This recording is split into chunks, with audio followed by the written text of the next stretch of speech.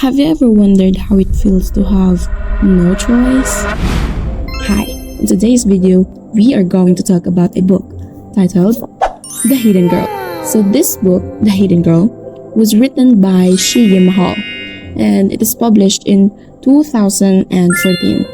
So this book is a memoir. The genre is memoir, which means it is based on the author's real life experiences. So I chose this book since the title itself caught my attention, Hidden Girl, and I thought it would just be a normal girl who is shy or doesn't go out a lot, but it is a story of a modern slavery which talks about a serious issue like the human trafficking and the modern slavery itself, and I wanted to learn more about it since this could also inspire other readers or by you watching this by showing how someone can overcome a very difficult life. So the book, The Hidden Girl, is about Shyima Hall, the author, and she is a girl who was born in Egypt, right? And she lives in a very poor background, like very poor. And Shyima is the seventh of the 11 children.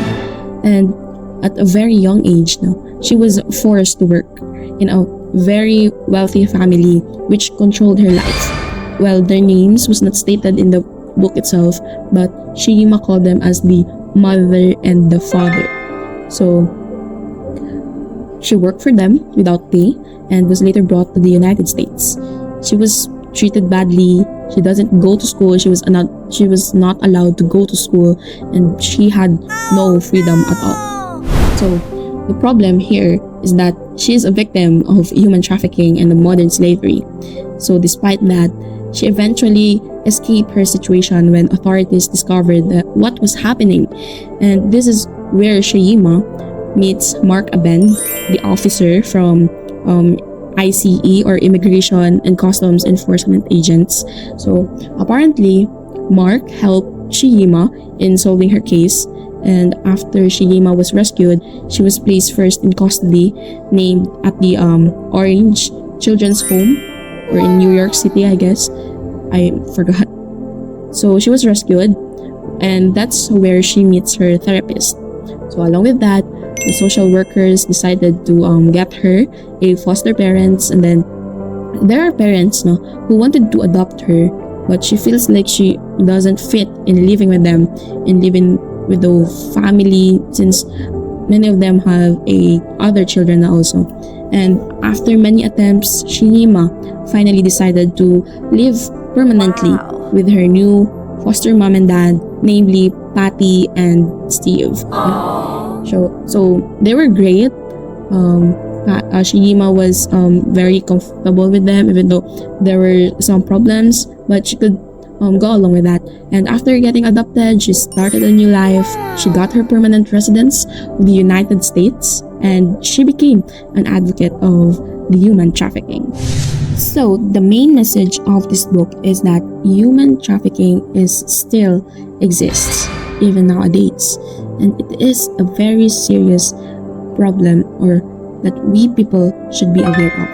And Shyima's purpose, or the author's purpose, is to inform and to inspire us. Where she shares her story and let us reader know about the reality of human trafficking.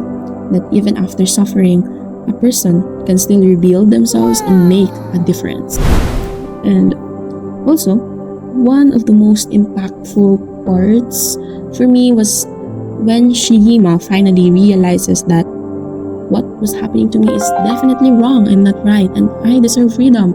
Yeah, so that really speaks growth for her and awareness for her own sake. And since she treated unfair, which led to her desire for change or to escape and seek a better life. So from this book, I learned that human trafficking can happen anywhere, everywhere, even in places we don't expect. It made me realize how important freedom and basic rights are. So this book changed my perspective because I used to think that slavery only happened in the past. Now I know it still exists today. So the part that affected me the most was how she was treated like she didn't care, like she didn't matter, yet she stayed strong and hopeful, where she attained a good life and made her own family as well. And those made me both feel sad and inspired at the same time. And I hope people who experience this kind of treatment will overcome, and I hope they could find people like Shyima. I hope they could find people or authorities who could rescue them. So I dare you to read this book. I recommend this book to you, to everybody watching this video, especially to the students, teenagers, and anyone who wants to learn about the real life struggles and the social issues. And what's good about this book is she gives signs or indications if someone is experiencing human trafficking. I think she wrote it at the back part of the book, yeah. So check it out. So I would recommend this book since it gives powerful and inspiring story that teaches us important lessons about hope, courage, freedom, and human rights, our basic human rights.